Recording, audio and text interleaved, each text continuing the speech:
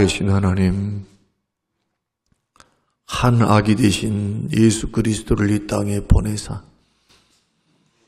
전쟁과 미움과 시기와 분쟁으로 나뉘어져 있는 이 세상 가운데 참된 평화를 증거하시고 구원과 영생의 복음을 우리에게 허락해 주신 것을 고맙고 감사합니다. 하나님 나라의 왕이신 예수님이 다스리시는 그 나라, 다시 오실 그 예수 그리스도를 바라보는 믿음으로 완성될 하나님의 나라를 사모하게 하옵시고, 이 땅에 성육신하시고 성령으로 지금도 함께 하시는 주님의 다스림과 통치 안에 늘 순종하게 하시며 주의 뜻을 따라 걸어가는 하나님의 사람들 될 수 있도록 축복하시며, 지금도 죄와 사망과 온수 마귀와 고통으로부터 억눌려 있는 많은 사람에게 생명의 복음을 증거하는 복된 성림교회와 우리의 인생이 될 수 있도록 축복하여 주시옵소서. 하나님, 예수 그리스도의 재림을 사모합니다. 다시 오실 주님을 바라봅니다. 주님, 곧 오셔서 우리의 인생에 우리의 마지막을 평안과 기쁨과 영원한 복락과 영생으로 축복하여 주시옵소서. 감사드리오며 예수님 이름으로 기도합니다. 아멘. 아멘. 이사야 9장 1절에서 7절 말씀. 이사야 9장 1절에서 7절 같이 읽겠습니다. 전에 고통받던 자들에게는 흑암이 없으리로다. 옛적에는 여호와께서 스불론 땅과 납달리 땅이 멸시를 당하게 하셨더니 후에는 해변길과 요단 저쪽 이방의 갈릴리를 영화롭게 하셨느니라. 흑암에 행하던 백성이 큰 빛을 보고 사망의 그늘진 땅에 거주하던 자에게 빛이 비치도다. 주께서 이 나라를 창성하게 하시며 그 즐거움을 더하게 하셨으므로 추수하는 즐거움과 탈취물을 나눌 때에 즐거움같이 그들이 주 앞에서 즐거워하오니, 이는 그들이 무겁게 맨 멍에와 그들의 어깨의 채찍과 그 압제자의 막대기를 주께서 꺾으시되 미디안의 날과 같이 하셨음이니이다. 어지러이 싸우는 군인들의 신과 피 묻은 겉옷이 불에 섭같이 살라지리니, 이는 한 아기가 우리에게 낳고 한 아들을 우리에게 주신 바 되었는데 그의 어깨에는 정사를 메었고 그의 이름은 기묘자라 모사라 전능하신 하나님이라 영존하시는 아버지라 평강의 왕이라 할 것임이라. 그 정사와 평강의 더함이 무궁하며 또 다윗의 왕좌와 그의 나라에 군림하여 그 나라를 굳게 세우고 지금 이후로 영원히 정의와 공의로 그것을 보존하실 것이라. 만군의 여호와의 열심히 이를 이루시리라. 아멘. 만군의 여호와의 열심히 이를 이루시리라. 예수님께서 태어나시기 전 700년 전에 하나님께서 이사야 선지자를 이 땅에 보내십니다. 보내시면서 바벨론의 유다 백성들의 멸망도 예언하게 하시고, 그리고 이스라엘 백성들의 회복도 예언하게 하시는데, 이사야는 하나를 더 보게 됩니다. 유대 나라의 회복만이 아니고 온 세계의 회복을 가져올 평화의 왕, 만왕의 왕, 그 메시아에 대한 구체적인 그림을 성경을 통해서 하나님의 계시를 받고 기록을 합니다. 그래서 이사야는 메시아가 오실 텐데 그 메시아는 바벨론 포로에서만 구원해 주실 분이 아니고 죄와 사망과 원수 마귀로부터 해방시키사 영원한 하나님 나라를 이루실, 시작하고 완성하실 그리스도. 그 나라가 눈에 보이는 어떤 이런 나라가 아닌 눈에 보이지 않는 하나님의 나라, 하나님의 통치, 하나님의 다스림, 이것을 예언을 하게 되는데 그 한 아기는 그리스도요, 메시아인데 7장 14절 말씀 보면 처녀가 아들을 낳을 것이요 그의 이름을 임마누엘이라 하리라. 하나님이 우리와 함께 하시는데 그 아기가, 그 태어날 사람은 하나님이신데 오늘 말씀 보면은 처녀의 몸에서 나오신다. 그리스도에 대한 예언입니다.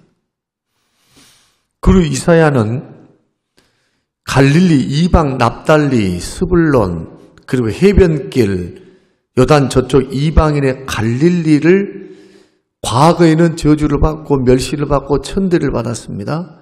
천대를 받았지만 그러나 그리스도가 오시게 되면 그 갈릴리를 하나님께 영원롭게 하신다. 이방인들이 거주했던 그 데가볼리라고 하는 곳은 10개의 도시란 뜻입니다. 갈릴리 북쪽에 있죠. 우리가 거기 거라사 지역을 갔었는데 가이사라 빌립보를 중심으로 이 데가볼리 10개의 도시들이 모여 있는데 다 이방인들이 거주했습니다. 예수님 당시에도. 그쪽에 대해서 유대인들은 이방인들을 부정하다 여겼기 때문에 상종을 하지 않고 천시하고 멸시했었습니다. 근데 우리 주님은 태어나시는 것은 유다 베들레헴이었지만 성경대로 베들레헴에서 태어나셔야 하니까 성경을 응하기 위해서, 이루기 위해서 예수님이 베들레헴에 태어나셨지만 예수님의 활동의 주 무대가 어디냐 하면 갈릴리입니다. 이방인들 지역, 멸시받고 천대받는 지역, 소외받는 지역, 저 북쪽, 아람을 바라보고 시리아를 바라보고 있는 그 지역. 그 지역에서 주님이 3분의 2의 사역을 하십니다. 대부분의 사역은 그쪽에서 하십니다. 예수님이 유월절을 4번 지내시는데 그 유월절을 중심으로 해서 유다 사역은 이루어집니다. 유대 사역은. 유월절 지켜야 하니까. 근데 예수님은 유대 백성들만을 위한 행적이 아닌 이방인들에게 빛을 비추시는 거죠. 구원의 빛, 평화의 빛, 소망의 빛, 정의와 공의를, 영원한 공의를 이루실, 그러면서도 흑암 속에 있는, 흑암에 행하던 백성이 큰 빛을 보는 것. 2절. 사망의 그늘질 땅에 거주하던 이방인들에게도, 소외된 사람에게, 가난한 사람에게도, 병든 사람에게, 소망이 없고 이 세상 살아갈 이유가 없는 사람들에게 큰 빛을 비추시는 분. 예수님도 이 땅에 오실 때 의인을 불러러 온 것 아니다. 죄인들을 불러러 왔다. 의원은 병든 자에게 필요하지 건강한 사람에 필요 없듯이 예수님 메시아가 오신 그 이유는 죄와 사망의 그늘에 앉아 소망 없이 고통을 받고 압제를 받고 그 끝은 이 땅에서도 고생과 고난이지만 죽고 난 후에는 영원히 지옥에서 살아야 할, 하나님의 심판을 받아야 할, 그 심판은 공정한 심판이죠. 절대적인 심판입니다. 한 번 들어가면 2번 나오지 못한 그런 지옥 형벌을 받을 그 영혼들을 불쌍히 여기사, 죄인들을 불쌍히 여기사, 우리 성부 하나님께서는 여호와의 열심히 이루신다라는 말씀은 이미 아담이 타락해서 죄를 지었을 때 하나님께서 죄 짓기 전에 너는 정령 선악과를 따먹게 되면 반드시 죽게 된다. 그 명령을 하셨는데 그 말씀을 어기고 죄를 지었을 때 하나님께서 죄 지음과 동시에 뭘 선포하십니까? 은혜를 선포하십니다. 은혜. 사단의 머리를 여자의 후손이 머리를 상하게 깨뜨릴 것이며 뱀은 그 여자의 후손의 발꿈치를 상하게 할 것이다. 여자의 후손으로 오실 그리스도, 죄 문제를 해결할 그리스도, 죽음 문제를 해결할 그리스도, 이 세상에 있는 모든 고통과 어려움과 힘든 이 모든 것들을 성경은 죄 때문이라고 말을 합니다. 우연하게 이루어진 것이 아닙니다. 죄의 결과입니다. 타락한 결과로 에덴 동산에서 쫓겨나서 아담은 인류의 대표이기 때문에 그 이후에 태어난 모든 사람은 죄 중에 출생을 합니다. 원죄를 가지고 태어나는 거예요. 그래서 죄를 지어서 죄인이 아니라 아담 이후로는 죄인이기 때문에 죄를 짓는 거예요. 마음의 생각과 계획까지도 악한 겁니다. 그 소망이 없죠. 이 죄 문제 해결을 받아야만 영원히 주님과 함께 살고 영생 복락을 누리고 죄 문제, 사망 문제, 죽음 문제, 영생 문제, 행복하게 사는 영생 복락의 문제도 다 해결해야만 합니다. 그래서 하나님이 하시는 거예요. 여호와의 열심히 구원을 이루시는 거예요. 누구를 보내서? 메시아 보내서. 그 여자의 후손으로 오시리라 선포했던 이 복음의 선포, 이것은 사람의 노력으로 되는 것 아니죠. 하나님이 해주셔야 되는 겁니다. 구원은 하나님이 하시는 거예요. 저와 여러분이 하는 것이 아니고 구원의 발판도 하나님이 다 만드십니다. 그리고 여호와의 열심히 이것을 이루어 가세요. 때가 참에, 갈라디아서 말씀은 때가 참에, 때가 되면 하나님께서 예언했던, 구약에 예언하셨던 메시아를 이 땅에 보내시죠. 그리고 구약에서는 어디서 태어날 것인가, 어떻게 출생할 것인가, 그는 어떤 일을 할 것인가 다 기록이 되어 있어요. 성경에. 예언이 다 되어 있어요. 마태복음 말씀 보면 예수님께 행적을 이야기할 때 성경을 응하게 하기 위하여, 예수님은 자의로 행하시지 않으셨습니다. 예수님은 자유의지도 있으시고 신적 능력도 있으십니다. 사람일 뿐이지 죄는 없어요. 사람의 몸을 입고 화목제물로 속죄제물로 오셔야 했기 때문에 오셨지만 죄는 없으셔요. 죄. 그러나 그분은 자유의지를 갖고 있기 때문에 마귀에게도 시험을 받아서 이기고 승리하신 거죠.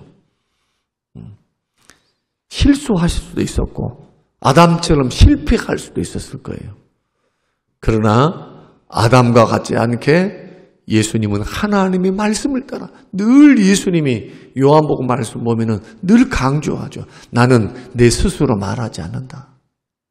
주님이 말씀 주시니, 주님이 가르쳐 주시니 가르쳐 주신 말을 한다. 나는 내 뜻대로 행하려고 온 것이 아니다. 아버지의 뜻을 행하기 위해서 왔다. 철저히 하나님 말씀에 붙들렸어요. 말씀에. 그래서 구원을 이루는 과정도 율법을 하나도 어기지를 않습니다. 한결같이 예수님의 마음은 뭐냐?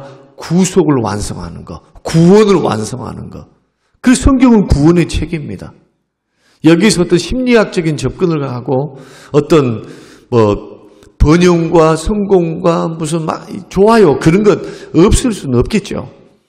그런 부분들의 아이디어를 얻는 것은 좋습니다. 그러나 그것이 본질이 아닙니다. 지금 사느냐 죽느냐 문제예요. 물에 빠진 사람한테 빌딩 짓고 사시오. 마음 평안하세요. 지금 물에 빠져서 곧 죽게 생겼는데 그 사람한테 릴렉스 하세요. 마음을 편안히 하세요. 행복해질 것입니다. 그게 어떻게 가능한 말이냐는 거예요. 지금 인류는 배를 타고 가다가 폭풍을 만나서 좌초되어서 물에 빠진 상태입니다. 이게 죄와 사망과 흑암에 앉아서 사망의 그늘진 땅에 거주와 그늘진 곳에 앉아있는 죄 가운데 멸망당하고 곧 죽어 영원히 지옥 갈 그 심판받고 멸망받아야 할 인류에 대한 묘사입니다. 마귀는 공중권세를 잡고 이 세상에서 사망을 이용해서 죽음의 공포를 이용해서 죄짓게 만들죠. 우상 숭배하게 만들고 헛된 것을 숭상하게 만들고 목구멍이 포도청이야 생존을 위해서 영적인 것, 영원한 세계, 천국, 하나님 다 이것은 후회해야 돼. 후회. 지금 먹고 살 문제가 문제지 이것이 문제인가 이렇게 오해하게 만들고 우리를 미혹합니다. 근데 성경은 반대로 말하거든요. 성경은 지금 가장 시급한 게 뭔가? 영혼의 구원입니다. 영혼의 구원이에요. 여러분 지금 구원보다 더 시급한 일이 어디 있습니까? 영생보다 더 시급한 일이 어디 있어요? 그래서 구원은 지금 받는 거예요. 지금. 은혜도 지금 받는 거예요. 보라, 지금이 은혜 받을 때요 구원의 날이로다. 지금이. 그 자녀들 가운데, 가족 가운데 복음을 듣지 않고 아직도 예수를 부인한 자가 있으면 하나님 구원해 달라고, 믿음 달라고 지금 기도가 시작돼요. 구령의 열정을 가지고 그런 심정으로 새벽을 나와야 돼요. 불쌍히 여기는 마음으로 마치 어거스틴의 어머니가 30년 동안 모니카가 눈물로 그 아들의 영혼의 구원을 위해서 기도했듯이 언젠간 될 거야가 아닙니다. 가장 시급한 것이 영혼의 구원입니다. 그 사망의 그늘에 앉아있는 그들을 구원해 주시기 위해서 예수님을 이 땅에 보내셨는데 그 보내신 방법도 성경적입니다. 처녀가 아이를 잉태합니다. 남자를 알지 못하는 여자를 통해서 성령으로 잉태되십니다. 이게 이미 700년 전에 예수님 태어나기 700년 전에 이사야를 통해서 예언한 말씀입니다. 그런데 그 아기는 보통 아기가 아니라는 거예요. 그냥 사람이 아니라는 거예요. 분명히 육체를 입고 이 땅에 오셨는데 6절 말씀 보니까 이는 한 아기가 우리에게 낳고 한 아들을 우리에게 주신 바 되었습니다. 메시아는 주신 바 되었어요. 아버지 하나님의 사랑으로 죄인들을 위해서 하나님께서 독생하신 그 아들을 주신 바 된 겁니다. 우리가 요청해서 주신 것이 아니라 하나님이 주신 바 되었어요. 이것을 요한 1서에서는 우리가 먼저 하나님을 사랑한 것이 아니요 하나님이 우리를 사랑하사 하나밖에 없는 독생자를 이 땅에 보내주셨다. 아버지 하나님께서 우리를 사랑하신 그 증거가 뭔가? 나를 정말 사랑하고 우리 죄인들을 사랑하셨다는 확증이 뭔가? 그 아들을 이 땅에 보내서 십자가에 죽게 하는 것, 이것이 아버지께서 죄인된 우리를 사랑하시는 확증이다. 확증. 말과 혀로 그러므로 사랑하지 말자. 행함과 진실함으로 사랑하자. 누구처럼? 하나님처럼. 나 사랑한다 하면 입으로 이빨린 말만 하지 말고 하나님처럼 사랑도 행함과 진실함으로. 아들을 포기하지 않았는가? 아들을 희생하지 않으셨는가? 사랑도 그렇게 하자는 거예요. 하나님의 사랑의 확증이 바로 예수 그리스도십니다. 그런데 그분은 보통 분이 아니에요. 유대 백성들은 사람으로만 생각했습니다. 자, 유대 백성들은요, 그 당시 유대 백성들은 이사야 말씀을 아예 믿지도 않았어요. 읽기는 했어요. 그러나 이 말씀은 들어오지도 않아. 오로지 바벨론 포로에서 잡혀서 고생을 하고 있으니까, 또 로마의 압제에서 고통을 당하고 있으니까 오로지 다윗의 왕 후손으로 오실 어떤 사람, 다윗과 같은 왕으로 오셔서 자기들을 압제해서 구출해 주실 메시아, 경제적이고 정치적이고 행복을, 물질적이고 번영 행복을 가져올 그런 메시아, 얼마나 세상 닮았습니까? 세상 종교 닮았잖아요. 세상 종교.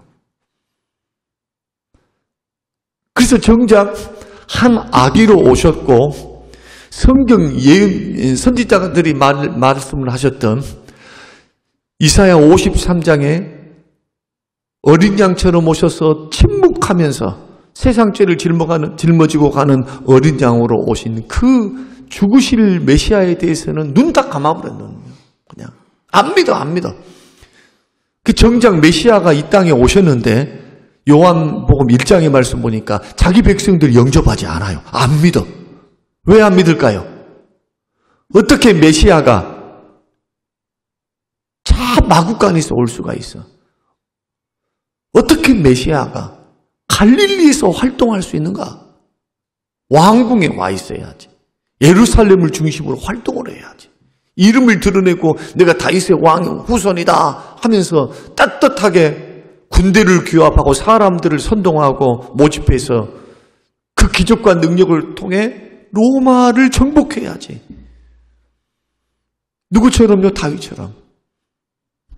이렇게 오해를 한 겁니다. 그러니까 안 믿어져요. 안 믿어져. 여러분, 이것은 오늘날 똑같아요. 오늘날 여러분들이 예수님을 믿어가는 방법도 어떤 방법들이 있느냐 하면 성경을 가지고 이 구원이라는 관점, 하나님의 다스림과 통치, 하나님 나라의 관점에서 성경을 바라보지 않고 성경을 구석구석 찢어가지고 돈 버는 방법, 잘 사는 방법, 이런 거. 뭔가 조금 인간적으로 잘 되는 방법, 마음이 평안한 방법, 이런 식으로 심리학적인 접근이나 아니면은 성공의 접근으로만 바라보는 사람들이 있어요. 유익이 되는 면은 없잖아 있어요. 그러나 그것이 본질적인 문제가 아닙니다. 그래서 사도들은요, 뭔만 증거하느냐? 예수 그리스도 십자가의 죽으심과 부활만 증거한 거예요. 복음이 뭡니까? 예수의 십자가 죽음과 부활이지. 교회가 혼탁되면 안 됩니다. 강단에서 주로 선포되어야 할 것이 구원 선포입니다. 복음이 선포되어야 사람이 구원을 받죠. 구원을 받지 않았는데 말씀대로 살아라 말해봤자 뭔 소용이 있어요. 물론 목사는 구원에 대한 선포, 복음에 대한 선포, 예수 그리스도의 주되심의 선포, 하나님의 왕 되신 선포, 하나님의 나라가 이미 이 땅에 도래했다는 선포, 그리고 다시 영원한 천국이 올 것임에 대한, 예수님이 천국 가지고 오시잖아요. 완성될 천국, 새 예루살렘. 계시록 22장에 말씀하는 신진 신지, 새 하늘과 새 땅을 가지고 오시고 새 예루살렘이라고 표현되어 있는 영원한 천국 가지고 오시잖아요. 교회의 사명은 이 예수님을 증거하는 사명입니다. 이게 선교요, 이것이 전도요, 삶으로의 전도요, 삶의 선교사, 직장의 선교사, 예수님이 생명이시거든요. 예수 이외에 구원받을 이름이 없거든요. 이것이 가장 시급한 거예요. 이게 복음이 땅끝까지 증거되면 예수님 재림하십니다. 뭐 하기 위해서요? 택함받은 구원받은 백성들 죄와 사망에서 건지시고 이제는 구원의 완성을 이루어서 죄짓지도 않고 슬픔도 없고 고난도 없고 아픔도 없고 영원히 사는, 주와 함께 사는 그 나라에서 영생복락을 누리며 하나님의 영광에 참여하기 위해서 우리는 그 나라를 바라보며 오늘을 사는 거죠. 이렇게 목적에 이끌려 걸어가야 됩니다. 40일 동안 목적에 이끌리는 삶을 이제 강해를 할 텐데, 같이 나눌 텐데, 이 목적이 흔들리면 정직히 삶을 살 수가 없어요. 헌신이 안 돼, 헌신이. 이 땅에서 짓고 살아야 되는데, 땅 짓고 못 짓고 뭐하고 막 해서 세워놓고 살아야 되는데 어떻게 헌신이 나오겠습니까? 주의 뜻을 위해 그 나라를 바라보며 영혼을 구원하는 일에 어떻게 헌신이 되겠어요? 신앙의 방향성이 다른 거죠. 예수 생명 전하는 것, 예수 생명 전하는 것을 우리가 감당하면 나머지는 따라옵니다. 예수 생명 전하기 위해서 건물이 필요합니다. 주님, 그럼 주님이 건물이 아깝겠어요? 예수 생명 증거하는데. 사람이 없겠습니까? 지금 하나님 나라를 이루어서 땅끝까지 복음 증거해서 땅끝 많은 영혼들, 죽어가는 영혼들, 지방의 영혼, 지역의 영혼, 열방과 민족에 대한 영혼들을 구원하기 위해서 애를 쓰는데 하나님께서 추수할 일꾼들을 보내주실 줄로 믿습니다. 예수님도 그렇게 말씀하셨어요. 추수할 곡식들이 많은데 일꾼이 적으니 너희들 기도하라고. 협력자 보내주십시오. 주여 일꾼들을 보내주십시오. 일꾼들을 만들고 세우는 것도 해야 되지만 주님 일꾼도 보내주십시오. 그러면 어떠한 곳에 일꾼을 보내실까요? 추수할 곡식을 추수할 교회. 그 일을 위해서 물질을 투자하는 것이고 그 일들을 하기 위해서 건물이 필요하고 예배당이 필요하고 그 일을 위해서 사람이 필요한 것이지. 이 목적이 희석이 되어져 버리면 교회가 엉뚱한 데로 돌아갑니다. 우리는 분명하게 오늘 본문의 말씀을 통해서 하나님 나라 관점에서 우리가 성경을 바라보며 하나님 나라의 주인이 머리 되신 분이 예수님이시구나. 그 주님은 한 아기로 오셨구나. 그런데 그 아기에 대한 묘사를 보십시오. 놀랍습니다. 어깨에는 정사를 메었고 정치한 다스리신다는 거예요. 그 다음에 6절 말 그 이름은 기묘자. 기묘자가 뭡니까? 기묘자. 기적을 행하는 사람. 모사는 뭡니까? 모사. 모사라고 하는 모략가. 일을 지어서 성취한다. 소위 말해서 사람들은 그 지혜의 한계가 있기 때문에 계획을 한다 할지라도 그 계획과 경영을 이루신 분은 하나님이세요. 사람의 계획까지는 완전하지 못해요. 나는 완벽한 것 같은데 다른 사람들을 보면 그 완벽하지 않거든요. 그래서 합의하고 타협하고 많이 의논하는 이유가 그거죠. 그러나 예수님은 그럴 필요가 없어요. 전능하시기 때문에. 모사는 완전하십니다. 그리고 전능하신 하나님이라. 이 아기를 가리켜 뭐라고 말합니까? 전능하신 하나님이라. 영존하신 아버지라. 놀랍지 않습니까? 메시아가 올 텐데 그 아기 예수가 아버지시래요. 전능하신 하나님이시래요. 평강의 왕이시래요. 오늘 이 말씀만 유대인들이, 그 당시 유대인들이 믿었다면 나와 아버지는 하나이니라. 예수님 왜 십자가에 못 박아 죽였습니까? 왜 바라바를 놓아달라고 하고 예수님 십자가에 못 박게 했습니까? 이 말씀 때문에 그래요. 아버지와 나는 하나다.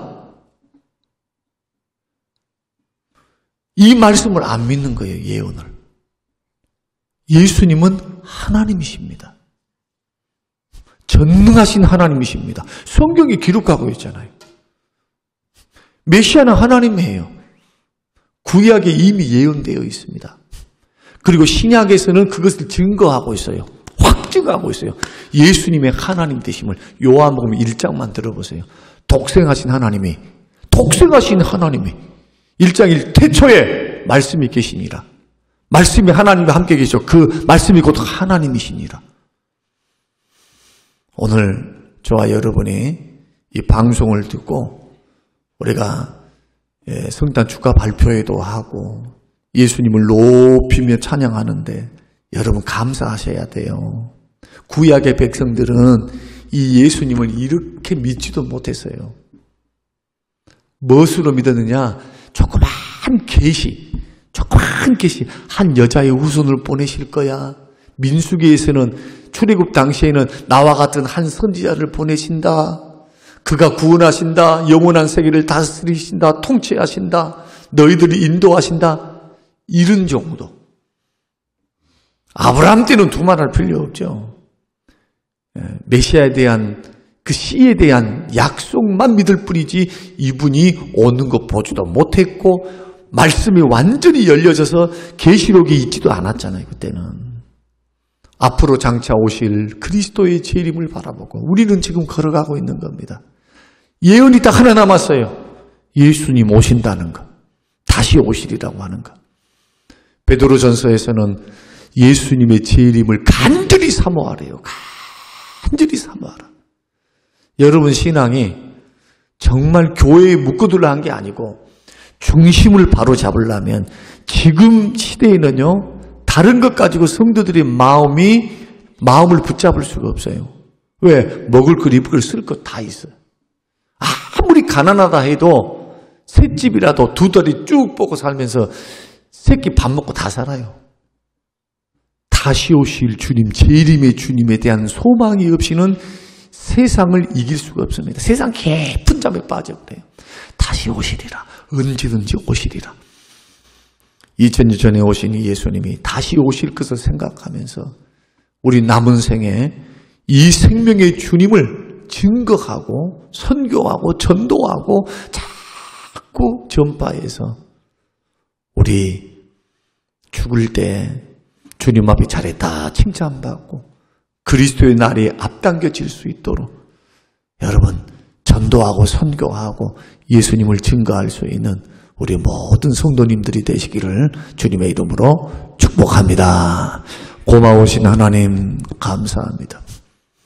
이 새벽에 피곤한 몸을 이끌고 온 우리 사랑하는 성도님들, 또 방송을 듣고 있을 성도님들에게 구원의 역사, 아기 예수님에 대한 말씀들을 하나님 나누었습니다. 이 말씀들이 구체적으로 정리되게 하여 주시옵소서. 하나님 우리 마음에 깊이 새겨지게 하옵소서. 하나님 예수 그리스도가 생명이심을 평생 이 예수를 증거하는 교회, 예수님을 드러나는 교회, 주마다 예수님이 높임받는 교회, 예수 생명이 나타나는 교회, 복음의 능력, 복음의 생명이 성령의 역사를 통해서 왕성하게 일어나는 구원의 역사 있는 교회가 성림교회가 되도록 축복하여 주시옵소서. 감사드리오며 예수님 이름으로 기도합니다. 아멘.